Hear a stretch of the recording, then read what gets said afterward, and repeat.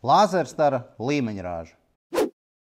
Lielai daļai mūsdienu meistaru neatņemama sastāvdaļa. Šobrīd praktiski lielākajai daļai ražotāju sortimentā ir šie te līniju lāzeri ar mehānisko pendeli iekšā, kas izmantojot zemes gravitāciju pats automātiski nolīmeņojās, noliekot mērinstrumentu uz kādas no virsmām vai, piemēram, uz statīvu. Un tajā brīdī, ja jūs pakustinat, var redzēt, kad iekšā šī pendela brīvi kustās un tādējādi nolīmeņo jums šo te lāzera staru.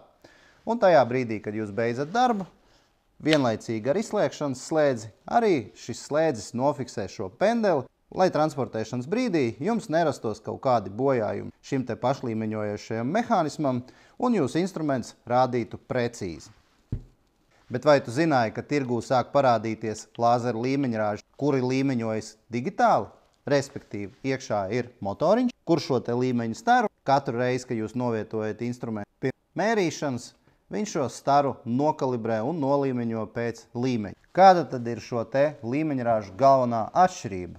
Mehāniskajiem līmeņrāžiem, praktiski visiem ražotājiem, precizitāte uz 10 metriem ir aptuveni +- 2 mm, savukārt digitālajiem precizitāte ir +- 1 mm uz šiem te 10 metriem. Un vēl ir viena būtiska atšķirība, ir šī te izturība lietošanas gaitā. Restīvi, ja līmeņrādes ar mehānisko svārstu jums nokrīt zemē, jums pastāv diezgan liela iespējamība, kad jums šis instruments atkalibrēsies vai sliktākajā gadījumā iekšā mehānisms salūzīs. Savukārt lāzeru līmeņrāžiem ar digitālo kalibrāciju šāda iespējamība ir krietni mazāka pie tāda paša kritiena. Tas bija neliels ieskats par tirgū pieejamiem lāzeru līmeņrāžiem. Turpiniet sekot manam kanālam un drīzumā būs lielais video par šiem te līmeņrāžiem. Čau!